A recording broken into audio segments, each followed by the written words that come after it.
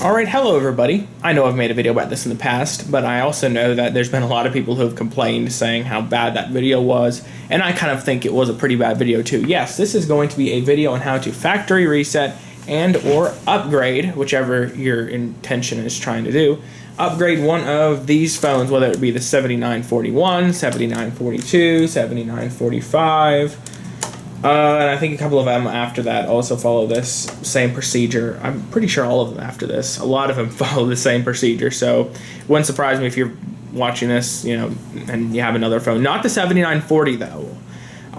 Don't ask me how to upgrade one of those because I have no idea. I don't have one. I don't want to have one, and I have absolutely no idea how to use one of those. So forget those even exist when it comes to those videos, because I kind of want to forget those exist because I don't have one and I don't know how they work because they're completely different than these and they look a lot more convoluted than these. Not to say that these aren't convoluted, but Cisco.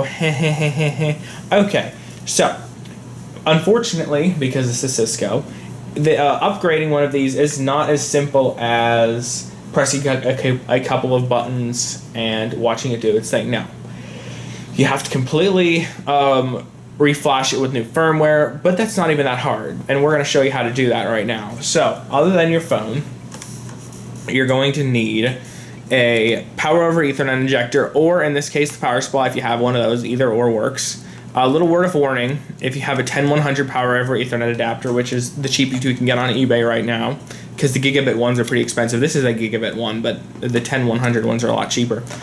You have to make a cable, a crossover cable of some sort. I think it's switching the blues and the browns and the Ethernet cable to make it work. I don't know why they make you do that. Because it's Cisco, and that is, so that pretty much is why. I don't have a crossover cable that I've already made to reference it, so I don't know, but all I know is that you do have to do that. And if you don't know how to do that, well, maybe IT isn't your thing. So anyways, other than the phone and obviously your power over Ethernet adapter, you're going to need to have a laptop computer, which is right here. That's the laptop computer we're going to be using in a second. This is really tight. All right. So, so we're going to be doing this. Before we go on, though, I'm sure there's going to be a lot of people also asking me, how do you configure the files, or how do you configure the configuration file, or how do you make that? And generally speaking, I say I don't share that, mostly because, well, to get up to this point of configuring my phones, because as you can see, these are pretty nicely configured. I mean, I don't mean to toot my own horn, but I got the custom logo, I got the custom template that removes certain keys, I've got the dial plan, like that.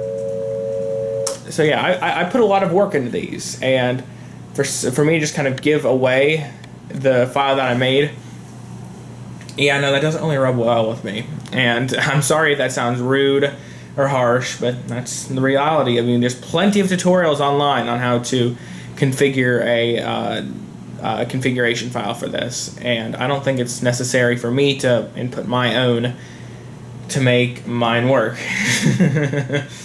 So if you don't like that, well, you can click out of this video and find another one that helps you with this. But if you're willing to look past that, well, we can continue. So anyways, like I said, setting this up is, well, doing the full process is not as simple as pressing a few buttons, but getting it into the mode that we need to pretty much is as simple as doing that. But first we're going to go over to the computer, and I'm going to show you what we're getting, the prerequisites that we need to do before we do this. So, alright, so this is, you have a couple of different things you're going to need to download, at least with the 7941. I misspoke on my last video saying that you can't download any configure or any upgrade files from Cisco. Yes, you actually can. All you have to do is create an account, which is free, and for the most part you can download the configuration files. I believe like the latest release you can't, but let's see if we go to 9.2 software revision 4. It says right there you have to have a service contract, which I don't have. But as you can see, this is for the 7945G. Recently, I tried to upgrade one of my 7941s, and it appears that they've completely taken down all of the software associated with that without a trace, because, again, Cisco. So what I found to work is there's a website, this right here, firewall.cx. I just typed Cisco 7941 SIP firmware, and this came up on the first page. You can get This is software version 9.2.1, which should work with most people, at least with the 7941s and 7961s. The firmware is the same whether you're the 40 or 60 variant. So we're going to need to download that. Another thing we're going to need to download is a TFTP server that has a DHCP, that does its own DHCP. I recommend TFTPD, as irritating as it can be, because it can be very irritating. What I'm going to do is I'm going to download the portable edition, just because it, at least I find it easier to configure, and if something screws up, then just delete it and get another one. So these are the two things that we're going to need. All right, so let's go ahead and open both of these zip files. We're going to minimize out of this. And yes, I have upgraded to Windows 10. A lot of people have also mentioned that. Thank you for telling me what operating system I need to struggle with. So anyways, first and foremost, let's go and extract the SIP firmware. Obviously, you're going to want to go to SIP, because if you use SCCP, which is the version that uses Cisco's Unity Connection Manager, or whatever it's called. And I'm sure if you were to buy a Cisco phone from eBay, that's exactly what it will have on it, and that'll be of no use to you. But I've seen people use SCCP with asterisk. I'm not really sure how that works. I'm not about to get into that, because I know SIP works with me, and you know what? They have a SIP firmware. I'm just glad Cisco does that, because it wouldn't surprise me. It wouldn't come as any sort of a surprise if Cisco from the start said, we're not going to make a SIP firmware for this. So anyway, so this is your, what is it? This is your firmware right here, all these files. Let's make a folder on the desktop. I'm gonna make it, call it new folder, because you know what, that'll work, because I'm probably going to delete this right after this. So let's go and select all of this and move it to the new folder. And we can close out of this and this. Now let's open up TFTPD64. It's going to ask you to allow it to the firewall, which I would recommend. Otherwise, it may not work. Now we have to make some changes. Actually, I'll tell you what we're going to do. We're going to close out of this first, and we're going to make changes before we open up TFTPD, because you can run into some problems. So first and foremost, I would recommend disabling your Wi-Fi. That's what I just did. And then open up Control Panel, because settings won't cut it, because settings on Windows 10 sucks. Control Panel just works. So we're going to open up Network and Sharing Center, change adapter settings, pretty much Windows 7. We're delving back into Windows 7 right here. And we're going to find your network, your Ethernet adapter, which is this right here, in the case for me. And we're going to go to TCP IPv4. And I've already pre-configured it. Chances are if you open it up, it's going to look like this. What we're going to do is we're going to set the static IP to, you can really do it as anything you want, but I'm going to do it this way, 192.168.0.1, and that comes with a pre-configured subnet mask, and click Validate Settings upon exit and close out of that. Very simple. And I'm going to keep this open because I'm going to need to set this obviously back to dynamic, so I don't have problems down the road when I plug an Ethernet cable into this laptop and I'm wondering why nothing's working. So let's open up TFTPD again. Allow the networks. It seems like these checkboxes switch back and forth based on what they want. Alright, so we're going to go to Settings, change the base directory just to make things easier. If it's on desktop, it should show up at the bottom right there to make things again easier. We're going to bind TFTP to our address, and we're going to scroll down through a bunch of APIPA addresses to 192.168.0.1. And we're going to make our pool start 192.168.0.2, because this is a DHCP server that we're creating. And we're going to make the size of pool 3. And the default router, that's going to be what we set in the adapter settings, which are the Ethernet adapter settings, which is 192.168.0.1. And create a subnet mask. And again, we're going to bind the DHCP server to this address right here. Click OK. And let's go and restart. If you're just opening this outside of WinRAR, or whatever you're using. It'll probably prompt you and asking you if you want to save this. This is the configuration file. Click yes, otherwise it will just you'll lose all your settings that you just configured. So open this back up. Allow private networks again. And it is ready for us to start. All right, wow, we're back here. So this is what we have to do with a Cisco phone. So what we're gonna do is we're gonna unplug it from the network, and we're gonna take the Ethernet cable that goes to, okay, so you're gonna need to take your Ethernet cable, plug it into your PoE injector, out, the power out that plugs into your phone. Make sure you're not connecting it to the end one, which is the pass-through. It says PC, don't plug it into that, although you should already know that. And then plug the other end of you're gonna need 2 Ethernet cables. You're gonna need to plug the other one, the in on the PoE injector, the one that doesn't get the power going to it. Plug that into your laptop's Ethernet port. Hopefully your laptop has one. And yeah, because if your laptop doesn't have one, you're not gonna be making this work. All right. Well, I take that back. You can actually do this through your configuration file, actually, if you already have a TFTP server set up, but we're not going to talk about that. And we're going to plug everything in. And before I do this, you're going to want to press and hold the pound key.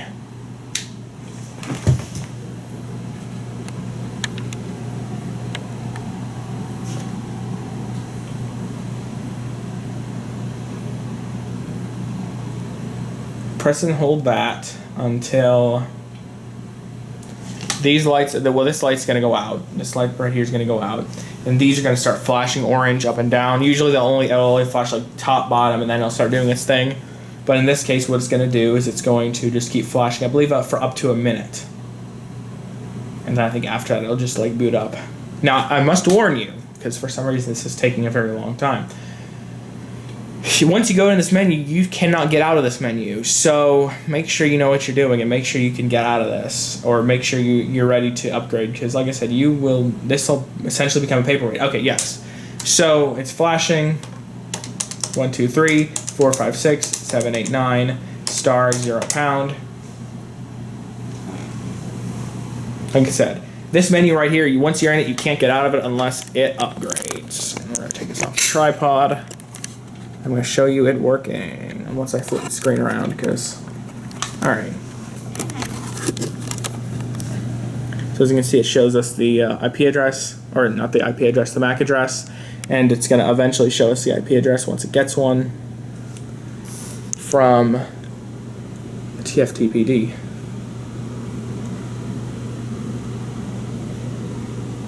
Unless it doesn't, just to make me look dumb.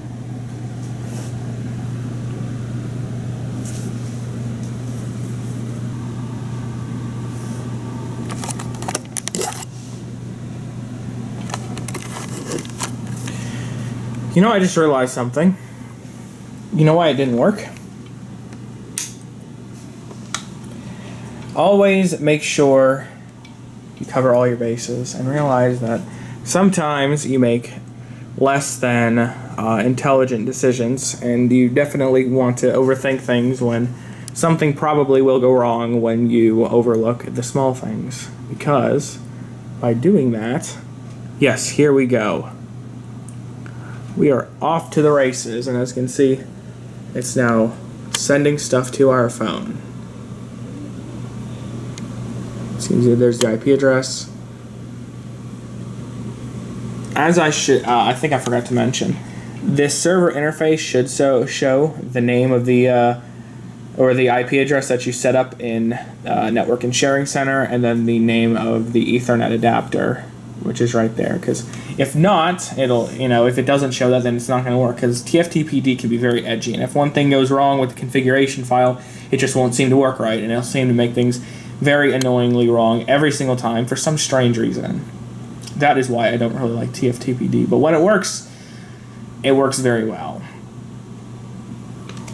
So as you can see, it looks like it's now installing I'm guessing that's what the square means.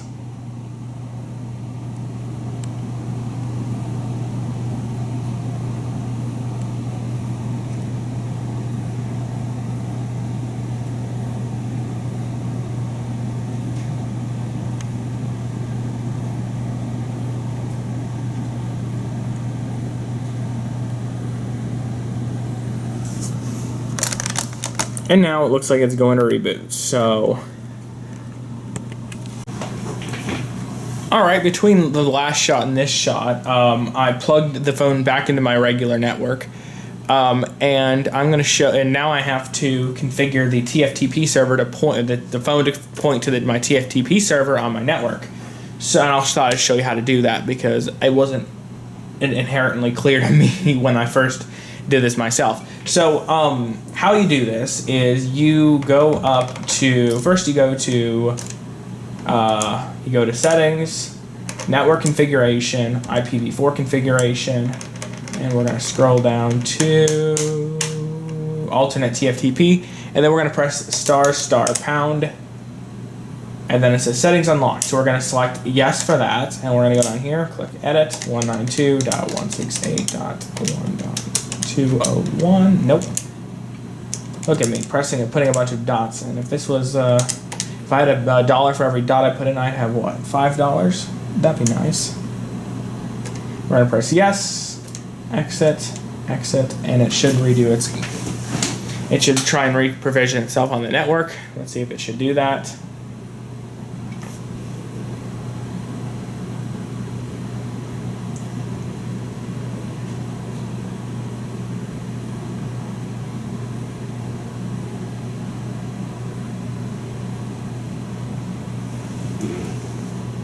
And for some reason it's doing this. Alright, so that was very strange. Well, actually, it was not very strange at all. What happened was I guess once it pulled my configuration file, I have in my configuration file for it to update, and I guess what I put on here wasn't the same as what my update on my, what the update on my TFTP server is, so it automatically updated itself again. So with the, well, earphones shouldn't do that. Now that is if you are building a configuration file or if you downloaded one off the internet, check to make sure that it is not trying to, because towards the bottom it'll have a little it'll have a line where it'll try to be pulling it'll tell it where that it wants to pull a specific update. You probably want to remove that, otherwise it won't work, and it'll just try and make you it'll make the phone try and upgrade, and you'll be kind of in this mess again. So make sure that your phone isn't doing that. So everything should be working. I wonder if there's a way to force a background. That would be cool. All right, but I guess that is just about it.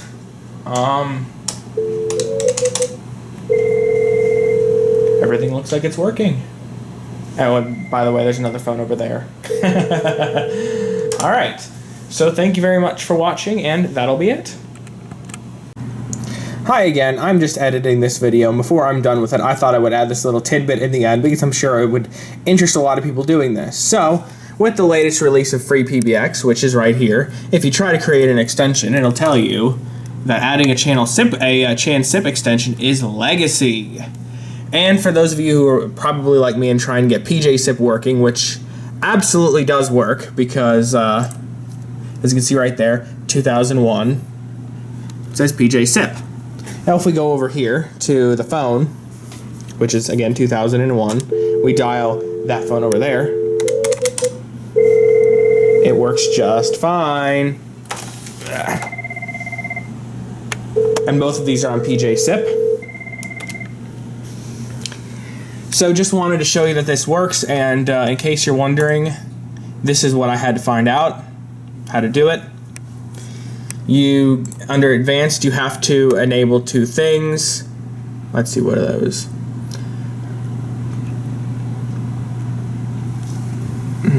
You know, I really should have remembered what I did here. Right here. Turning off force R port, because force R port, it's my understanding that if you have this on, it expects when the phone tries to register that it's going to come in on 5060, but these don't register at 5060, they register at something else. I believe that's how somebody explained it to me, so you have to turn that off. And you also have to turn off Read Write Contact. I'm not really sure why, but if you're like me and you tried calling somebody, well, it wouldn't work. Well, no, if somebody tried calling into this phone, it wouldn't work and it would go directly to voicemail.